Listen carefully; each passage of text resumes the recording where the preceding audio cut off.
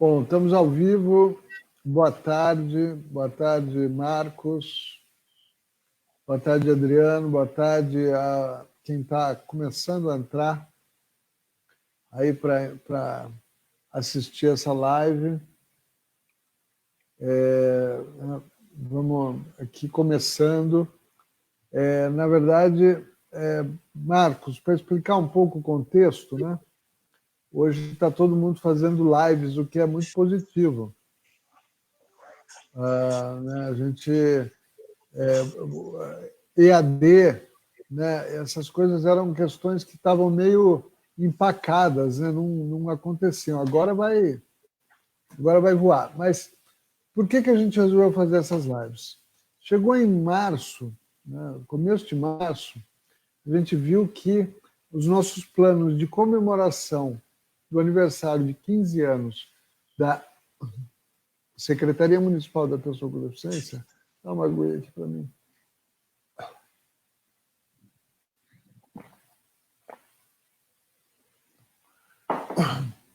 Iam estar comprometidos. Ai, comi ali, deu mal. Iam estar comprometidos pela pandemia e a gente não ia conseguir comemorar e dar a importância devida à ocasião. Você sabe, você era nosso convidado, as comemorações iam ter, nos dias 2 e 3 de abril, um seminário internacional, terminando com homenagens a pessoas importantes para a nossa história e um show do Paralamas. Então a gente falou, bom, o que nós vamos fazer para ter um impacto, o maior impacto que a gente pode. Pensamos nessas lives. O que nós estamos fazendo? Nós estamos conversando aqui, entrevistando com todo mundo que seria homenageado naquela ocasião. Então nós vamos passar aí de abril, vamos continuar para maio, vai ter pano para manga aí. E por outro lado, um outro objetivo era que durante essa crise, durante a pandemia, durante esse período de isolamento, que nós continuássemos produzindo conhecimento, divulgando conhecimento e estando em contato com pessoas importantes para a nossa agenda da pessoa com deficiência nessa época de crise. E também, um ponto muito importante que a gente tem feito é não só gerado conhecimento e informação sobre vários temas, mas também falado bastante sobre o que fazer nessa época de crise, né? O que está funcionando, o que não está, quais são os seus direitos, o que não são. Acelera, 20. Bom, então eu dei essa introdução para, aqui, antes de mais nada, dar as boas-vindas ao Marcos da Costa, nosso convidado de hoje. O Marcos da Costa é meu amigo há muitos anos e advogado, né, de renome, e teve a honra, o prazer, né, a satisfação de ser presidente da OAB, essa instituição tão querida, tão importante, tão respeitada, né, e o presidente da OAB, por tabela, né, por consequência, né, essa figura tão também influente e respeitada. Então, Marcos, eu queria que você desse boa tarde para a nossa audiência, aí o Lucas Castro, o Luiz Bósio, o Paulo Alves, e que dissesse, Marcos, para a gente começar esse bate-papo, quem é o Marcos da Costa? Bom, primeiro, te dizer a alegria de te ver. Esse período de coronavírus afasta as pessoas, porque nós temos que ficar nas nossas existências, mas a tecnologia tem permitido que a gente se aproxime, ainda que através do monitor. Então, uma grande alegria te ver, você que é um queridíssimo amigo, um amigo que eu tenho dos mais preciosos, pela sua vida, pela sua dedicação as causas sociais, as ações públicas, enfim. E dizer também da alegria de ver alguns dos amigos que estão aí acompanhando a nossa live. Eu sou paulistano, tenho 55 anos, comecei a minha vida profissional muito cedo, comecei a trabalhar com 12 anos de idade. Quando eu tinha 16 anos, eu era office boy no escritório de advocacia de um professor titular da São Francisco, um ex-diretor da Faculdade de São Francisco, Rui Barbosa Nogueira. Você chegou a ter aula com ele, você lembra dele? Uhum. Eu era office boy no escritório dele. Aí um dia ele me chamou e disse: menino, você vai fazer o que da vida? Eu vou trabalhar. Ele disse: não, você vai estudar direito, você tem perfil para ser advogado. Me convenceu a fazer direito, fui fazer direito. Comecei, só que eu fiz a FMU. Comecei o curso, encontrei ainda muito indeciso, porque eu não tinha referências na minha família com pessoas com diploma universitário. E aí, na primeira semana, foi dar a palestra um representante de uma entidade que eu considerava mágica, porque eu estou falando no ano 82, ainda vivíamos a ditadura militar, e foi um representante da OAB, dar uma palestra, hoje meu amigo, o Fábio Feldman, foi um grande constituinte da área do meio ambiente, e eu, naquele dia, fiquei apaixonado pela entidade, pelo que ele disse, e ali me convenci que realmente tinha feito a melhor escolha, tinha feito de escolher fazer a Faculdade de Direito. Me formei, montei escritório, durante 10 anos trabalhei na consultoria jurídica da FEBRABAN, da Federação dos Bancos, mas voltei ao meu escritório, de lá para hoje, nunca deixei de advogar, desde a formatura, advogando no meu escritório há mais de 20 anos. E, nesse período, comecei, então, por indicação dos meus sogros, a minha esposa, eu sou casado há mais de 30 anos, meu sogro era advogado, minha sogra era de uma família de advogados, e eles me incentivaram muito desde o começo a frequentar um Instituto de Advogados, viver uma vida corporativa, da importância de participar da comunidade jurídica, conhecer pessoas, e participando do Instituto de Advogados, o presidente à época era o comissário Probato Machado, que foi então concorrer à presidência da Ordem, venceu, me levou para a presidência da Ordem para cuidar da Comissão de Informática, a primeira do Brasil, que veio discutir o uso da tecnologia.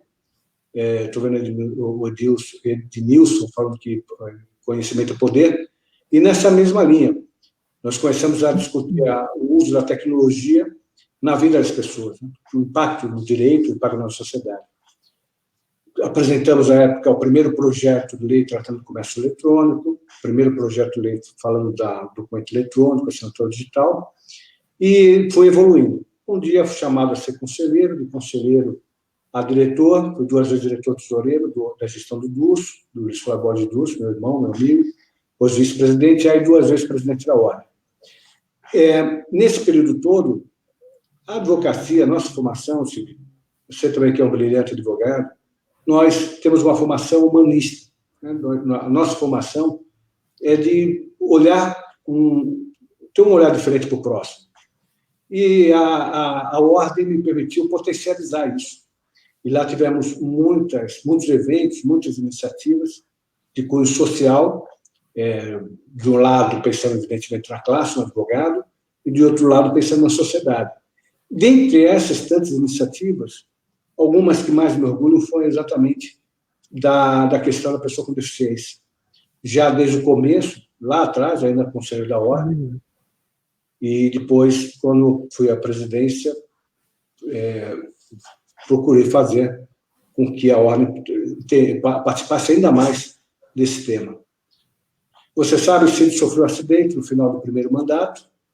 Esse acidente vitimou um meu amigo querido, perdi o Carlos Mateucci, que era meu diretor tesoureiro, a pessoa de minha confiança na Ordem, e fiquei internado, fiquei 53 dias internado, passei por 14 cirurgias, e nas cirurgias acabou entendendo que era melhor fazer amputação da perna. Amputei minha perna, fiquei em cadeira de roda, passei a dar com o tentador, coloquei a prótese, uso prótese hoje, e vida que segue, né? Continuo tocando minha vida normal, mas isso me fez olhar ainda com mais atenção para a questão da pessoa com deficiência, porque uma coisa é você olhar com toda a preocupação com o próximo, mas sem estar na situação daquela que é das nossas vidas a partir de agora.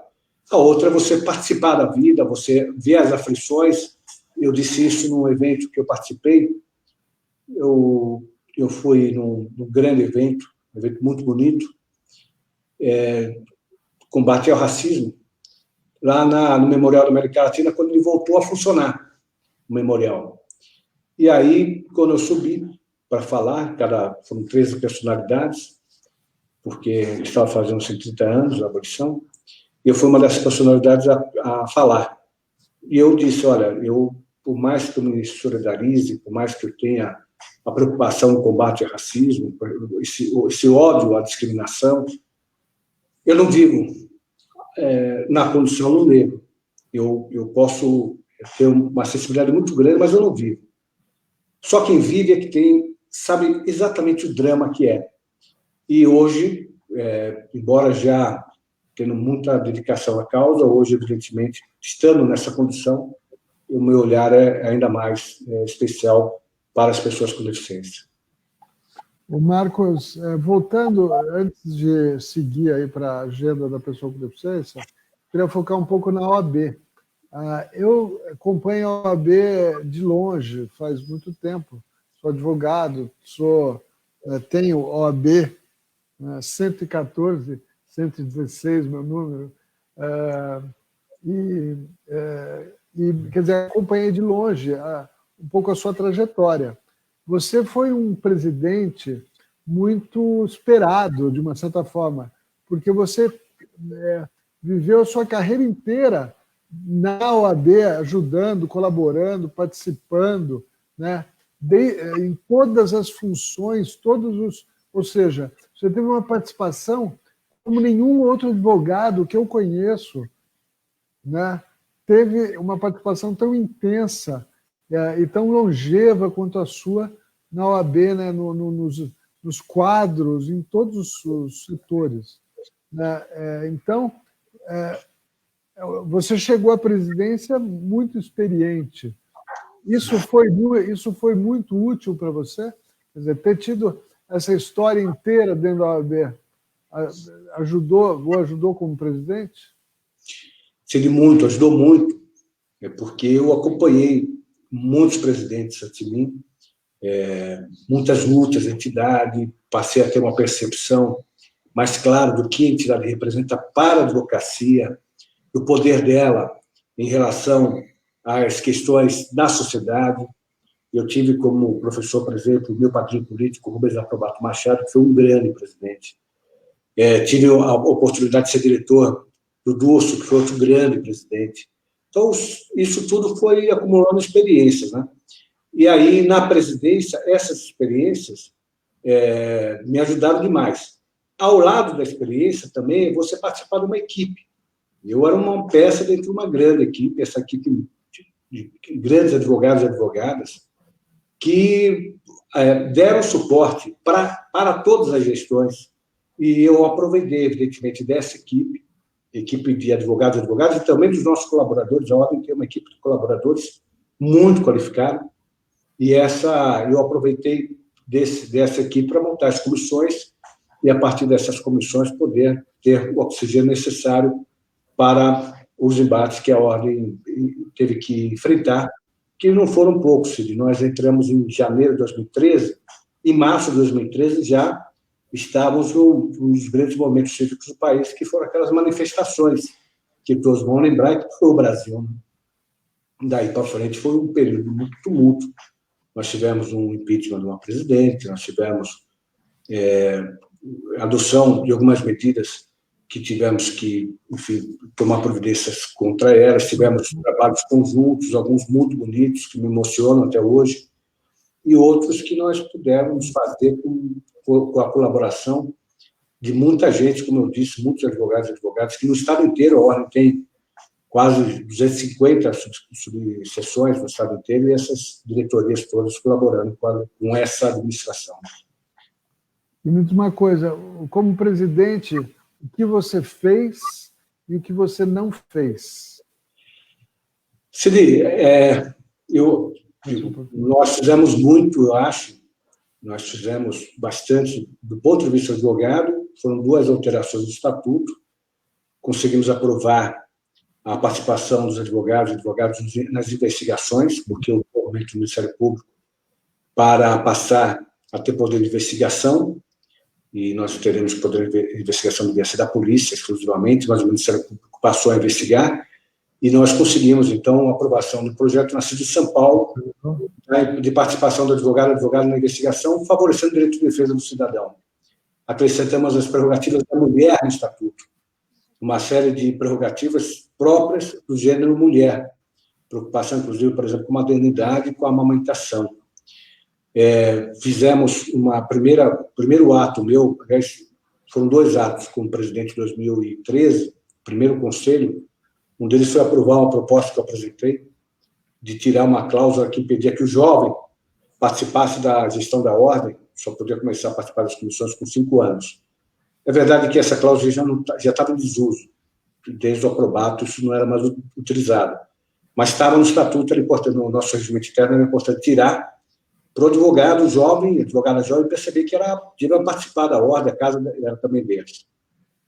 E, do ponto de vista da sociedade, o combate à corrupção, fizemos uma campanha muito intensa de combate à corrupção, pela reforma política, conseguimos alguns avanços, outros, infelizmente, a gente não conseguiu na reforma política. Eu, como presidente da ordem, tive a oportunidade de propor medidas judiciais, participar de audiências públicas, discutindo temas relevantes. E, na área social, a primeira carteira social, com o nome, procurando resgatar aí a dignidade humana da pessoa que escolheu ter uma vida diferente daquele sexo que nasceu. E nós conseguimos a primeira carteira com nome social, foi aqui na OAB de São Paulo, eu fiz a entrega. E na área da pessoa com deficiência, também algo que me orgulha bastante, dentre outras campanhas, fizemos campanha nos estados, nos campeonatos de futebol, de inclusão da pessoa com deficiência, homenageamos os atletas paralímpicos, mas eu queria destacar uma, que eu acho que foi uma iniciativa pioneira no mundo. Eu não conheço, eu procurei algo similar no mundo, não encontrei. Uma pena que não houve a continuidade, mas eu espero que esse trabalho possa ter uma continuidade, ainda que no outro espaço, como seja a ordem, que foi do ranking das praias, né? Eu sempre tive essa preocupação. As pessoas, a praia é um espaço público de todos e não pode ter excluídos desse espaço público. E há, evidentemente, cidades que têm essa preocupação e que colocam equipamentos que permitem que as pessoas com deficiência entrem na água, entrem na praia e entrem no mar. Então, nós fizemos a primeira vez no Brasil, com certeza, eu acho que no mundo, um ranqueamento. E aproveitando da ordem, que tinha uma estrutura das subseções do litoral norte e do litoral sul, nós fizemos um levantamento de mais de 200 praias, pontuando as praias de acordo com os equipamentos que se disponibilizavam para a pessoa com deficiência. E ranqueamos isso de forma que, por exemplo, a Praia de Bertioga é que tem mais equipamentos, e isso estimulou, eu sei, que prefeituras, vendo as que eram melhor ranqueadas, também passassem a ter preocupação em adquirir equipamentos para eles também no próprio ranqueamento, no próximo ranqueamento eles também puderem ter uma pontuação maior. Isso é muito legal, são iniciativas, experiências que a gente tem, e dessa entidade que é maravilhosa, uma entidade que pertence à advocacia, mas pertence especialmente à cidadania, que é a Ordem dos Advogados. Ou seja, teve um salto também na área de acessibilidade, digamos assim. A OAB, depois da sua gestão, ela ficou mais acessível. Mas o que falta ainda fazer? Onde a OAB ainda não é acessível? Tanto fisicamente, sei lá, nas sessões, nas cidades, e por aí vai, e comunicacionalmente, ou seja, em termos de material, de livros e produtos que ela desenvolve. Nós tivemos algumas experiências riquíssimas. Por exemplo, nós conseguimos, com uma parceria com a Prefeitura de São Paulo e com o Senado Federal, conseguimos colocar em todas a ordem, todos os fóruns que estão nos acompanhando, que não são advogados, todos os fóruns têm uma sala de advogado, da advocacia de advogado. Para quê? O advogado vai ao fórum, às vezes precisa despachar alguma coisa com o juiz, tem que fazer uma petição muito rápido, vai na sala do advogado, peticiona e leva ao juiz. São salas de apoio. E nós conseguimos colocar nas salas de apoio, e isso ainda na gestão do Tusso, do presidente Tusso, códigos com o Braille, todas as principais leis do país, código Braille, em parceria com a Prefeitura e com o Senado Federal. Isso é uma conquista enorme. Por inspiração sua, Cid, você que deu a ideia, nós colocamos sistemas para dar acessibilidade ao site. Né? Hoje o site tem acessibilidade e foi você que me cobrou isso. Precisa colocar, é verdade, precisava ter acessibilidade. Lutamos muito em alguns avanços, conseguimos outros, nem tanto, junto ao próprio Poder Judiciário, e aí para que os sistemas do Poder Judiciário tivessem acessibilidade plena. Hoje você tem aplicativos que dispensam que os sites, por exemplo, tenham, porque os próprios aplicativos têm. Mas, infelizmente, se eu vou me abster, me permita não falar de nomes, porque a questão não é pessoal, a questão é institucional, mas tivemos presidente do CNJ, por exemplo, que disse que não precisava, pessoa com deficiência visual, ter preocupação com o site, porque bastava pegar alguém para ficar ditando o que estava escrito, que estava resolvido. Quer dizer, uma visão muito estreita do problema, da dimensão do problema da pessoa com deficiência. A Ordem tem uma estrutura gigantesca, são mais de 300 casas de advogado no interior. Custo para acessibilidade não é um custo barato, mas nós conseguimos colocar acessibilidade, acho que em todas as casas, eu desconheço casa hoje que não tem acessibilidade, ao longo do tempo. Então, toda a reforma que era feita na casa, nós colocamos como premissa. Vai ser feita a reforma, por exemplo, do telhado. A hora que entrasse uma equipe fazer reforma, aproveitava essa equipe e já fazia acessibilidade da casa. As casas novas, foram quase 60 casas construídas na minha gestão, nas duas gestões, todas as casas com acessibilidade plena. Não tem uma única casa que não tenha total acessibilidade, inclusive a principal delas, que eu tenho muito orgulho de dizer que foi na nossa gestão, que é a Casa de Advocacia de Campinas, que é uma casa adequada para a dimensão do número de advogados de Campinas. A sede nossa, o prédio da sede atual da Ordem, que fica na Maria Paula, esquina, casa número 1, o prédio número 1 da Brigadeiros Antônio, na esquina da Maria Paula com Brigadeiros Antônio, esse prédio foi comprado pelo Durso, no finalzinho da gestão dele. E na minha gestão, no começo da gestão, nós reformamos o prédio inteiro e tivemos a preocupação de ter absoluta acessibilidade no prédio. E eu digo, até porque foi uma situação que eu vivi. Então, a reforma foi feita antes do meu acidente. Quando eu sofri o acidente e voltei para a Ordem, eu cheguei lá e vi que quando fui usar o toalete, estava com o toalete funcionando. A entrada no prédio toda facilitada, sem nenhuma dificuldade. Tinha cadeira disponível, cadeira de rodas disponível para aquela pessoa que, eventualmente, por alguma razão qualquer, precisasse de um socorro. Então, eu usei disso, né? Mas eu usei com a alegria de ter feito antes.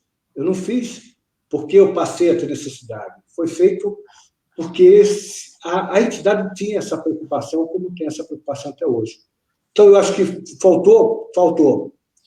Nós poderíamos ter avançado mais na discussão das políticas públicas, embora a gente tenha procurado, e vou dar um exemplo, que deu certo, mas que precisa melhorar. No ano que até a Olimpíada, a Paralimpíada foi em 2014, se não me engano, foi isso? Nós vamos ter esse ano. 2014. Não, 16. 2016.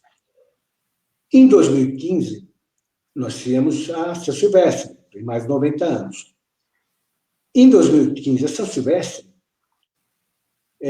tinha, primeiro, não permitia a premiação das pessoas com deficiência.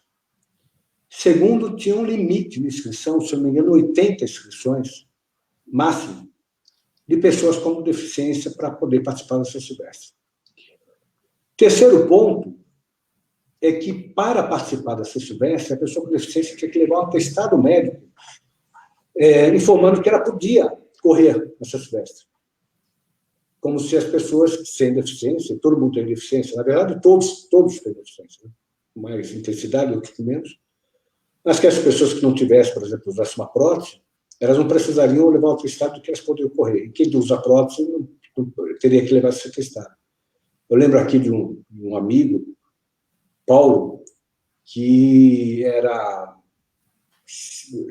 funcionário do almoxarifado de uma grande empresa, o armário caiu, ele perdeu a perna por causa do armário, a mesma perna da minha, a perna direita, colocou a prótese, nunca tinha viajado, não fazia esporte nenhum, e hoje faz ultramaratona, ele corre acho que 80 ou 90 quilômetros, coisa que ele não corria antes de colocar prótese. Então, o fato de usar prótese ou não usar prótese não muda a situação de poder ou não poder correr, é um absurdo. Aí dialogamos primeiro com a prefeitura, a prefeitura tinha acabado de inaugurar, inclusive, o PROCON municipal, a prefeitura se envolveu, fomos conversar também com a gestão da CECIVESP, perdão, e conseguimos mudar o edital. O edital tinha sido publicado, refizeram o edital, republicaram o edital, e aí, para minha alegria, eu participei da entrega das primeiras premiações para os primeiros atletas de cadeira que foram premiados, fui eu que entreguei as medalhas para aqueles que chegaram em primeiro lugar. Então, são coisas que nos orgulham, e que assim, são marcas que a entidade permite que a gente possa participar. Olha aqui, o Bósio, nosso amigo Luiz Bósio, mandou uma questão aqui, falando da questão da pessoa com deficiência na caixa de assistência, que houve mudanças nessa época. Conta para a gente. Isso é sempre uma questão, né? A pessoa com deficiência, como ela é tratada, como ela sempre perde direitos, na verdade. Bom, primeiro agradeço pela pergunta. A Caixa, ela começou na década de... Bom, a Caixa tem uma história bonita no sentido de solidariedade, que é uma palavra que hoje precisa ser destacada. A ordem é de 32. Acho que, se eu não me engano, 3 anos depois, acho que foi 35, a diretoria da ordem descobriu um advogado que estava numa situação muito difícil do ponto de vista econômico, do ponto de vista social, abandonado pela família, não tinha dinheiro, estava morando numa pensão, abandonado. E a diretoria foi lá, fez um movimento de auxílio a esse advogado e institucionalizou esse auxílio, dizendo que íamos fazer com que nenhum outro advogado passasse uma situação de dificuldade. E criou, na época, um departamento que é a Caixa desse terceiro advogado de 35. Foi a primeira do Brasil, uma demonstração de solidariedade. A Caixa foi crescendo, foi se ampliando, hoje virou a grande prestadora de serviços aqui da advocacia, grande prestadora de serviços, mas ela não perdeu a sua essência, que é trabalhar com a pessoa carente, no sentido mais amplo. Quando eu fui diretor tesoureiro, quando nós entramos a ordem tinha uma inadimplência muito grande. Nós conversamos com as pessoas, e muitas das pessoas que estavam inadimplentes eram pessoas que não tinham condições de pagar por causa de doença mesmo, muitas pessoas, por exemplo, com deficiência física. E aí, o que nós fizemos? A Caixa encaminhava uma assistente social para casa do colega, do advogado no estado inteiro, capital interior, verificava a situação, o que era necessário para resgatar essa pessoa, e nós entramos com a Caixa, dando uma condição digna, de vida digna para essa pessoa. Do ponto de vista da OAB, da parte financeira, dispensávamos, evidentemente, o pagamento da anuidade. Infelizmente, houve uma norma do Conselho Federal que proibiu que a dispensa da anuidade fosse, com base nesse relatório, exigindo que tivesse uma deficiência mais acentuada. Então, a pessoa, para receber esse benefício, tinha que ter deficiência visual integral ou a perda de dois membros inferiores ou superiores. Falta de visão, infelizmente, foi baixado, nós tivemos que ajustar, mas continuamos dando amparo para aquele que tivesse necessidade financeira com deficiência ou sem deficiência. Isso nós avançamos bastante, e depois nós ampliamos os benefícios para a mulher. Fizemos uma reforma em 2015, para que atendesse, por exemplo, a mulher em época da amamentação, aquela que não tivesse condições financeiras, mas que precisasse amamentar, nós entramos com o auxílio nesse período de amamentação, para que ela possa ficar tranquila e depois voltar à sua atividade profissional normal. Bom, agora vamos entrar na questão entrando de forma mais profunda na questão da deficiência. Você comentou que você adquiriu aí recentemente uma deficiência, teve uma perna amputada, usa prótese, né? Como é que é? Eu lembro disso, quando eu quebrei o pescoço em 2007, eu consigo lembrar o impacto que foi e o estranhamento que eu tive de enxergar o mundo a partir daquela ótica diferente totalmente e começar a sentir fisicamente, em termos de mobilidade, as limitações, né, que a deficiência me impunha. Como é que foi esse processo com você? Né? Como é que foi encarar o mundo como um amputado, né? Com as limitações ou com as características de uma pessoa com uma amputação? Então, Ciri, essa é uma situação assim, é muito interessante isso, porque eu, por conta, eu acho, da própria ordem, a ordem me permitiu, mesmo antes do acidente, ter a preocupação com muitos assuntos sociais, um deles com a pessoa com deficiência. Eu tive muitos amigos e participei de muitas ações ligadas à pessoa com deficiência. Esse é um ponto importante para eu entender na sequência. Eu sofri um acidente de carro, você também sofreu um acidente de carro, e esse acidente de carro levou a vida de um grande amigo meu. Esse amigo meu, Mateucci, eu via de segunda a domingo, porque de segunda a sexta nós víamos na ordem. E sábado e domingo, nós morávamos a uma distância de menos de 1 quilômetro de distância. E nós adorávamos futebol. Então, todo sábado e domingo, a gente ia ver jogo naquele senzala, que nem tem mais, fechou, lá na Praça Pan-Americana. Então, ou era jogo de São Paulo, jogo do Palmeiras, e ficava aquela gozação com o outro. O Mateucci era casado mais ou menos no mesmo período que eu, tinha 2 filhos como eu tenho, uma idade um pouco menor que a minha, mais 2 filhos. E quando eu vi o Mateucci, quando eu soube da morte do Mateucci, aquilo me causou uma tristeza tão profunda e, ao mesmo tempo, o sentimento de gratidão, porque eu não tinha ido. Então, a minha família, ao mesmo tempo que eu tinha assim, muita tristeza por saber que a Carol, a esposa do Mateucci, os filhos tinham perdido o marido e o pai, a minha esposa Estela e os meus filhos tinham perdido o marido e não tinham perdido os pais. Então, eu tinha uma tristeza e gratidão profundas. A questão da perna, nesse contexto, foi menor. Porque foi uma decisão minha. Quando eu entrei no hospital, no dia que eu entrei no hospital, acabei de entrar no Oswaldo Cruz, que, aliás, eu agradeço os médicos, os enfermeiros. Os enfermeiros foram sensacionais o período todo. O médico que... Um dia entrei com a maca, o médico disse para mim: Marcos, se você estivesse nos Estados Unidos, você estaria indo direto para a mesa amputar sua perna. Sua perna está numa situação muito difícil. Mas no Brasil nós temos a cultura de recuperar o membro. Então fica tranquilo, nós vamos fazer um trabalho de recuperação e, se Deus quiser, vai dar tudo em ordem, você vai sair daqui andando. Essas cirurgias foram indo, cirurgias primeiro de manutenção, vamos dizer assim, da perna. Fiz, acho que 11 cirurgias. Na 12ª, foram 14. Na 12ª, era a primeira cirurgia onde... Deixa eu só voltar um pouquinho. Na terceira e na 4ª cirurgia, toda cirurgia que eu fazia, o médico vinha no dia seguinte, vinha para o centro cirúrgico, anestesia geral, acordava no meu quarto, e o médico vinha comentar como foi a cirurgia e dizia: Marcos, melhorou, olha, vai dar certo, melhorou, e aquilo foi me animando. Na 4ª, 5ª cirurgia, ele entra, estava minha filha no quarto, ele entrou com a cara abatida, visivelmente abatida, e me disse: Marcos, a situação está muito feia.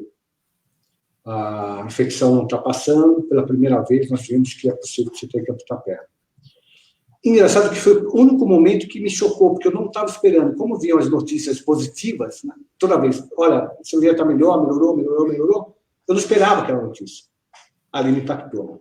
Eu passei um dia chorando, eu não conseguia nem falar, cada vez que eu ia comentar com alguém, eu chorava, eu desestruturou. Passou aquele um dia, a equipe voltou a falar comigo e falou assim, olha, Marcos, não é que você... nós vamos tratando, tal, aquilo me tranquilizou de novo. Tudo bem. Quando chegou na 12ª cirurgia, era a primeira vez que eu ia sofrer uma cirurgia de recuperação da perna. Até então era de manutenção. Eu ia fazer o enxerto, disse, olha, agora acabou o problema, vamos fazer o enxerto, e a partir do enxerto, então a perna está segura. Foi na 12ª cirurgia. Fui para o centro cirúrgico feliz, né, que foi a primeira cirurgia enfim, de melhoria efetiva do meu problema. Quando eu volto para o quarto, foi a primeira vez que eu volto, não para o meu quarto, eu acordo na UTI, entubado, sem entender o que estava acontecendo, eu, querendo falar, não conseguia falar, não conseguia me mover. A minha sorte é que o enfermeiro me viu, estava minha esposa do lado, estavam os médicos na minha frente, conversando, os enfermeiros. Aí o enfermeiro falou assim, olha, eu acho que ele está querendo falar alguma coisa, estava mexendo os olhos. Aí me tiraram o tubo, consegui respirar, estava com angústia com aquele tubo. E aí, os médicos saíram, melhorei, então os médicos saíram, perguntei para minha esposa, como é que tinha ido cirurgia, né? E ela me disse, espere o médico chegar. Como espero o médico chegar, né? Não, espere. Quando o médico entra na sala, na UTI, o médico diz, Marcos, nós estamos com 9 horas de cirurgia. Ele disse, eu saí para ir no toalete, fui tomar um café. Quando eu voltei, eu preparei toda a sua perna e iam tirar o enxerto. A parte de cima da perna direita e colocar a parte de baixo. Disse, quando eu voltei, o anestesista virou para mim e falou assim, nós perdemos o paciente. Teve algum problema nesse momento, nesse período, que me perdeu na mesa. Aí eles foram, me disse o médico, eles foram para me resgatar, eles não puderam dar sequência na cirurgia. Ao não dar sequência na cirurgia, tinham perdido todo o trabalho que eles tinham feito na minha perna. Aí, isso foi no sábado para domingo fiquei sábado domingo fiquei na UTI, domingo voltei para o meu quarto, e aí esse médico me disse, então eu reservei para segunda, no dia seguinte, nós vamos voltar para o centro cirúrgico, eu reservei o centro cirúrgico, vamos voltar e vamos fazer uma nova cirurgia. Só que como perder na sua perna, agora nós vamos tirar o material das suas costas. Eu digo, peraí, o único movimento que eu tinha das costas, né, eu conseguia me erguer pelas costas, o movimento dos braços nas costas. A minha perna esquerda, eu tinha fraturado o joelho, estava imobilizado, e não podia operar, porque com medo de pegar a bactéria da perna direita e ir para a esquerda. E a perna direita estava com o problema, estava inclusive naquela gaiola. Aí eu chamei a equipe médica e disse, o que está acontecendo? Eu disse, Marcos, a nossa expectativa é que você fique uns 2 anos com cirurgias, e você já perdeu a mobilidade do seu pé direito, e daqui 2 anos acreditamos que você recupere, mas não podemos dar a palavra de que estará tudo bem. Aí eu lembrei da palavra primeira do médico, quando eu entrei no hospital, que falou da amputação. Eu digo, e a amputação? Eles falaram assim, olha, a amputação te dá qualidade de vida. Em 30 dias você estará andando, 60 dias você estará dirigindo. Aí eu chamei a minha família, conversei com a minha família e digo, olha, eu tenho essas 2 opções. A minha opção vai ser pela amputação. Minha família topou, e aí eu fui para a amputação. Só mais um complemento, que eu acho que isso também é legal, nesse momento de solidariedade. Recebi uma ligação de um amigo, advogado de Paraná, o Blombo, que tinha sido presidente da Ordem do Paraná. O Blombo me disse, Marcos, eu tenho um cliente, um amigo, que eu quero que você conheça. Ele mora no Rio, eu vou marcar com ele, eu e ele nos encontramos no hospital, e você, aliás, não era nem no hospital, tinha saído uma semana para poder voltar e fazer a cirurgia na perna esquerda. Então, nós vamos para o hotel onde você está, para poder te apresentar. E era nada mais, nada menos do que o Lars Grael. O Lars Grael, que eu era jovem, quando ele sofreu um acidente na vela dele, e eu acompanhei aquilo, assim, todo mundo, ele era um velegista conhecido, né? Atleta olímpico. Eu acompanhei todo o drama, como todo mundo acompanhou. Aí o Lázaro veio conversar comigo, contou a experiência dele, disse, Marcos, eu vim aqui para conversar com você, contar uma experiência, dizer que, olha, não se preocupe que a vida segue e tal. Eu disse, Lázaro, é uma honra, uma alegria te conhecer, somos amigos, vamos palestrar juntos. Mas eu confesso a você, para mim, o fato de estar vivo e saber que a vida vai seguir, porque eu não vou deixar de ter minha vida normal por conta de uma perna que eu perdi, é suficiente para eu tocar minha vida. E saí do hospital, fiz a cirurgia na perna esquerda, e na semana seguinte falei para minha esposa, eu não estou doente, eu perdi uma perna, mas não estou doente, e não vou me deixar abater, eu não vou me deixar tratar como doente. Peguei o carro de carona, né? E fui para o interior de São Paulo visitar advogado no interior de São Paulo. E me diz uma coisa aí, o que mudou no Marcos da Costa de antes e de depois? Ou seja, você falou um pouco já, né, um pouco da sua percepção e tudo mais, mas eu acho que eu queria que aprofundasse, porque isso é fundamental para a gente entender depois, né, as políticas públicas necessárias, o que tem que ser feito, né? O que mudou? Assim, do ponto de vista da minha vida pessoal, o que mudou foi passar a ter uma percepção diferente do problema das pessoas com deficiência. Como eu disse, você, por mais preocupação que você tenha, é evidentemente diferente quando você se coloca na posição. Né? Antes a gente não sabe, quer dizer, um público que nem contemplava essa temática antes de ter quebrado o pescoço. É isso. É isso. Então, isso eu acho que foi um ganho para mim. Eu sou uma pessoa, nesse ponto, sou uma pessoa melhor do que eu era antes. Eu confesso a você que, por mais preocupação, até por causa da formação nossa como advogados, a minha participação na ordem, mais a preocupação que eu tivesse por outros casos, com essa também, mas eu passei a ser uma pessoa melhor do que eu era antes. Eu não tenho dúvida em relação a isso. Fisicamente, eu continuo tendo problema com escada. Eu não consigo subir escada com a mesma forma que eu subia antes. Eu preciso ter o apoiador. Se não tem apoiador, eu não consigo subir escada. Mas é por causa de equilíbrio, não é por causa de força. Ainda, apesar de ter 5 anos já que eu sofri acidente, 4 anos e meio com a prótese, esse foi o problema que eu não consegui superar ainda. E do ponto de vista das políticas públicas, você, nesse ano que eu fiquei de cadeira de roda, assim, você vive uma decepção completa. Do meu prédio, quando eu voltei com cadeira de roda, a minha esposa, aliás, já estava internada, já estava amputado, minha esposa foi falar com o síndico do prédio e pedi para o síndico colocar uma rampa, tinha uma rampa na frente, colocar uma rampa lateral. Ele não pôs a rampa.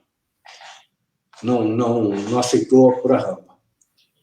Isso me causou um aborrecimento profundo. Tive uma experiência aí do lado positivo. Eu moro no 7º andar. Faltou luz e eu, cadeira de roda, e o elevador não tinha como é que fala? Gerador. Eu tive que dormir na rua. Eu fiquei na rua dormindo, cadeira de roda, porque eu não tinha como subir 7 andares, eu não ia pedir para as pessoas me levarem para os escada de 7 andares. Aí, ao contrário, aí o condomínio inteiro compreendeu a situação, instalou, que não é barato, mas teve solidariedade, instalaram lá o gerador, e hoje eu não tenho mais esse problema. Acaba a luz, o elevador, pelo menos durante algumas horas, ele consegue funcionar. Acho que, de forma geral, é essa. Agora, eu ia falar das calçadas, né? Que é uma preocupação sua também, você é um batalhador por isso. É uma vergonha, seria uma vergonha. Eu ainda moro num bairro, eu moro em Pinheiros, que é um bairro privilegiado. Eu nasci no Brás, morei muito tempo lá para baixo, hoje eu moro desde que eu casei, moro em Pinheiros. É um bairro privilegiado. É impossível andar de cadeira de roda nas calçadas. E aí, o que te força? Te força para a rua. Tem espaço que não dá. Tem árvore no meio da calçada, não passa. E aí, você indo para a rua, você corre o risco de ser atropelado. Então, completamente... A cidade é agressiva em relação à pessoa com cadeira de roda. Marcos, essa agenda da pessoa com deficiência, acho que de novo o meu aqui, ainda não está, ou seja, não é uma prioridade para a maioria dos políticos, dos gestores públicos. A gente tem sorte aqui da gente ter o prefeito Bruno Covas, que é uma figura, né, do bem, né, advogado, humanista, tem essa visão, preocupação com o próximo, é verdade. Eu sou amigo pessoal, para mim, não sou isento para falar, mas ele tem sim. Agora, deixa eu te contar, olha como falta a sensibilidade, até hoje. Eu fui numa grande mídia, eu tive uma ideia de fazer na Paulista, foi quando ia completar o primeiro ano, entrou em vigor a Lei Brasileira de Inclusão, ia completar, o ano completava 10 anos a Declaração Universal da Pessoa com Deficiência. Portanto, dois momentos importantes. Eu vou aproveitar esse momento para levantar a causa, né, junto à Sociedade da Pessoa com Deficiência. Tive a ideia de fechar a Paulista um dia, e levávamos para lá um monte de atividades, a Paulista inteira, levando para lá um monte de atividades ligadas à pessoa com deficiência, de crianças, a adultos, a pessoas de cuidado. Conversei com confederações esportivas, por exemplo, a Confederação Brasileira de Tênis, e instalar uma quadra de tênis, e a ideia é levar personalidades do tênis, como o Guga, por exemplo, não chegou a ser convidado, mas a ideia é levar personalidades para jogar tênis com cadeirantes, com tênis de cadeira. A de basquete instalava a quadra para jogar os jogadores com jogador de cadeira, com basquete de cadeira. Futebol, ia fazer futebol de 5, né? Ia pegar profissionais de futebol, vedá-los, né? E fazer eles jogar bola com o pessoal com deficiência. Projeto maravilhoso, teatro, ia ter prefeitura ia levar a equipe para alocação profissional. Projeto maravilhoso. O que aconteceu? Detalhe, Ministério Público. Márcio Rosa era procurador-geral de Justiça, eu contei para o Márcio falou assim, Márcio, eu quero participar. Eu disse, no dia que vai ser, não lembro mais qual era o dia, tinha sido programado, eu já não serei mais o Procurador-Geral da Justiça, mas eu quero ir com uma camiseta. Maravilhoso. O MP de Direitos Humanos, desde o começo participando conosco, a promotora que tinha um filhinho com deficiência, maravilhoso. Aí o Ministério Público de Urbanismo não aceitou fazer. Cid, olha o que eu estou dizendo. Nós não fizemos o projeto por causa do Ministério Público. Uma pessoa, não o Ministério Público, instituição, uma pessoa do Ministério Público, que disse, não, a Paulista tem um acordo com a prefeitura, que só permite 3 fechamentos por ano, então você conversa com a prefeitura para a prefeitura ou não fazer a parada LGBT, ou não fazer o Natal, ou não fazer a virada, senão não vai ter. Eu falei, gente, acho que a falta de sensibilidade. E é um problema nosso, porque uma pessoa impediu que se realizasse o evento. Eu digo isso, de um lado, porque envolveu mais de 400 entidades, a prefeitura foi extrema parceira, nós chegamos a fazer planta baixa do evento, como é que ia ficar Paulista no dia, e, ao mesmo tempo, uma pessoa que tinha um poder, porque estava no Ministério Público ligado à parte do urbanismo, não permitiu que fizesse um evento tão bonito. Então, falta muito a sensibilidade por parte de todos, e eu fui, nesse período, conversar com a mídia. E também me permitiram falar, porque eu falo, não gosto de falar das pessoas, eu falo dos fatos. Uma pessoa de uma grande mídia, que quando nós fomos lá pedir para cobrir o evento, disse, mas eu não vejo por que precisa cobrir, porque já está, essa causa a sociedade já se mirou. Hoje a pessoa com deficiência não tem mais problema com a sociedade. Digo, meu amigo, é assim, uma visão muito estreita. Né? Uma visão muito estreita. Aí eu comecei a conversar, então ele se conscientizou, eles estão realmente, você tem razão, nós vamos fazer uma cobertura, e foi muito parceiro, a partir daí foi muito parceiro. Mas, no primeiro momento, não, todo mundo, hoje a consciência é total. Ninguém mais tem problema com a pessoa com deficiência, entender a sua aflição. Então, infelizmente, Muita gente ainda tem, né, Silvio? Muita. Essa questão que você falou das calçadas, o Ricardo aqui, Heidmann, também, que está com a gente sempre aqui nessas nossas entrevistas aqui meio-dia, está reclamando das calçadas também. É fruto dessa falta de importância dada pelos gestores, principalmente no passado. Quer dizer, a gente tem um histórico de décadas de descaso para essa questão da acessibilidade, né? Por sinal, você já assistiu um documentário que está no Netflix, o Crip Camp? Não. Pessoal, por favor, joguem aí o Crip Camp nos comentários. O Crip Camp é muito legal. Ele mostra um momento nos Estados Unidos da luta pelos direitos da pessoa com deficiência e o ponto-chave, num dado momento, eles ocuparam um prédio, as pessoas com deficiência na época, foi a questão da acessibilidade, porque justamente o governo americano chegou e falou, não, nós não podemos aprovar esse artigo porque ele vai exigir que a gente bote acessibilidade em tudo quanto é lugar. Então ficou esse impasse. Isso vai ter um custo enorme, né? E daí eles viveram isso nos Estados Unidos há, sei lá, 40 anos atrás, poxa, 30 e poucos anos atrás. Nós estamos ainda nesta agenda aqui no Brasil. Se a acessibilidade, quer dizer, nem tem essa discussão da importância estrutural, né, de termos acessibilidade em todos os locais. Até porque, Marcos, você sabe, a acessibilidade não permite só a participação da pessoa com deficiência. Ela permite a participação de todas as pessoas de forma segura. Isso, então, é um padrão de segurança também. Então, é verdade. Não é? É verdade. O que você, aí agora, como o dia precisa, né? Porque o idoso precisa, né? Então, eu espero que todos vivam bastante, e em vivendo bastante, todos vão precisar. Por exemplo, o suporte no toalete, né? Tudo, quer dizer, é fundamental para a participação de todos e para a gente garantir a participação das pessoas que vão envelhecendo, é você ter um ambiente cada vez mais acessível e seguro. Né? Eu acho que essa gestão, nossa gestão aqui, o que está fazendo de diferente, eu acho que é essa percepção, principalmente no tocante a investimentos em calçadas.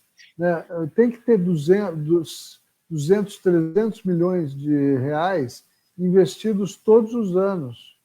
Eu espero que a gente deixe esse legado para o futuro. Marcos, em falar em futuro, além de continuar advogando com um escritório novo, bonita sede, eu fui lá ver outro dia, parabéns. Outros planos? Você tem planos políticos? Você gostaria de voltar a ser presidente da OAB? Você vai militar mais pela causa da deficiência? Quais são os seus planos fora a advocacia? Felipe, assim, eu acho que quando a gente se envolve com as questões sociais, a gente não abandona jamais. Então, você ter certeza de que, de alguma forma, você influenciou de forma positiva na vida de um grupo de pessoas. Eu vou citar um exemplo agora, desses dias de pandemia. Nós temos aí a situação dos médicos, dos enfermeiros e agentes de saúde que estão na linha de frente do combate ao coronavírus. E nós temos um problema sério, que é o seguinte: o seguro não cobre risco de pandemia. Então, esses profissionais que estão se expondo para nos defender, muitos foram afastados, muitos contraíram doenças em um estágio grave, inclusive com invalidez, e muitos morreram. E não tem o apoio por parte do Estado nesse sentido. Então, eu elaborei uma proposta de que os médicos dos hospitais públicos estaduais fossem médicos, enfermeiros, os agentes de saúde, como todos, né? Os profissionais de saúde, fossem o executivo estadual fosse autorizado a pagar uma indenização de forma que, se esse médico tiver uma validez, ele vai ter a tranquilidade de saber que ele vai ter um suporte financeiro. E se ele falecer, que seus descendentes terão um suporte financeiro. Esse projeto já foi apresentado pelo Couto Marcelo na Assembleia. Foi apresentado também na Câmara Municipal de São Paulo. Nós já temos uma proposta dessa correndo na Câmara Municipal. E ontem eu recebi 2 alegrias. Uma vereadora de São Carlos, disse que estava apresentando um projeto de São Carlos, para hospitais de São Carlos, e outra que um deputado estadual na Bahia apresentou a proposta, inclusive ele fez uma gentileza desnecessária, mas colocou na fundamentação da proposta, que foi, enfim, por ideia minha, também propondo que o Executivo na Bahia pagasse a indenização.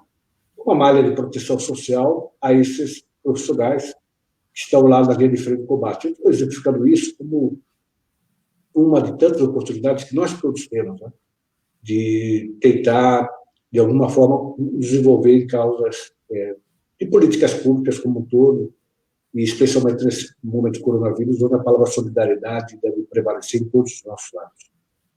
Eu não vou continuar, porque é do meu perfil, já fazia antes da ordem, vou continuar fazendo, procurar participar dos debates de políticas públicas, contribuir com minha modesta possibilidade, mas o importante é estimular a sociedade a participar cada vez mais dos grandes debates de políticas públicas de São Paulo, do município, do estado do país. Algumas palavras sobre essa situação calamitosa, né, extraordinária, maluca que nós estamos vivendo. Essas coincidências que o Criador coloca na nossa frente, né?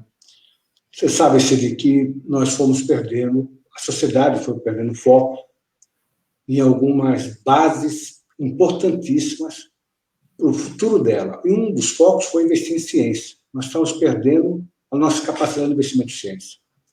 Eu, no final do ano, fui procurado para as reitorias das universidades públicas de São Paulo, trazendo um drama dos professores, que estão recebendo um salário muito baixo.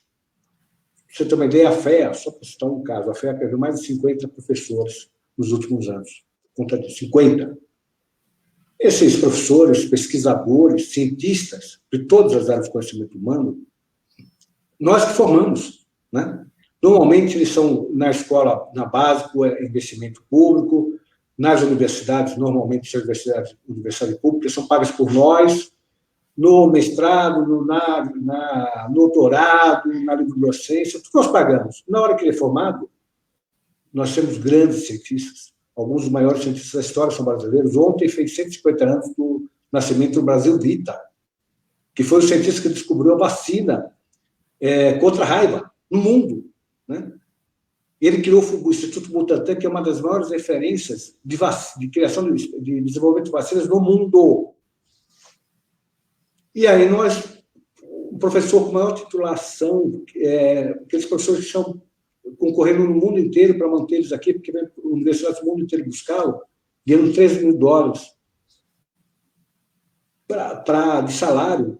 É um valor fora de mercado, porque se esse professor vai para o mercado privado, o valor que ele agrega para qualquer empresa é impressionantemente maior que isso. E aí eu tive a oportunidade, como advogado, de propor uma ação do Supremo e consegui uma liminar, ainda na época do recesso, agora, em janeiro, para que os professores tivessem a estrutura salarial um pouco mais adequada. Isso mudou o ambiente nas universidades, e isso se mostra mais relevante ainda quando nós vemos que o mundo inteiro, por exemplo, não tem ventilador pulmonar para fazer frente ao coronavírus. Pessoa com deficiência pulmonar grave, respiratória gravíssima, e não tem o equipamento que é o ventilador pulmonar. E a USP, ontem, teve a última homologação, teste feito em pacientes, pessoas, seres humanos, de um ventilador pulmonar que sai 15 vezes mais barato do que qualquer outro ventilador no mercado e demora 2 horas para ser produzido. Então, esse olhar na ciência é fundamental. Esse é um ponto. E o outro ponto, para completar, nós erramos enquanto sociedade. Nós temos que reconhecer que nós erramos enquanto sociedade. Sim. Nós erramos. Aí não é culpa dos governantes, é culpa nossa, sociedade. nós permitimos que se formasse uma parcela da população de excluídos, pessoas que nós não tivemos nenhuma preocupação em trazê-los para ter uma vida digna. Pessoas que moram de forma mais afastadas, aqui em São Paulo, na capital, no interior, nos outros estados, no Brasil inteiro. Nós temos em São Paulo, Paraisópolis, que é uma comunidade que tem mais de 100 mil pessoas. Mais de 100 mil pessoas. E aí, na hora que passa por uma pandemia como essa, nós percebemos o quanto nós erramos. Porque essas pessoas são tão irmãos nossos como aqueles que moram dos nossos lados.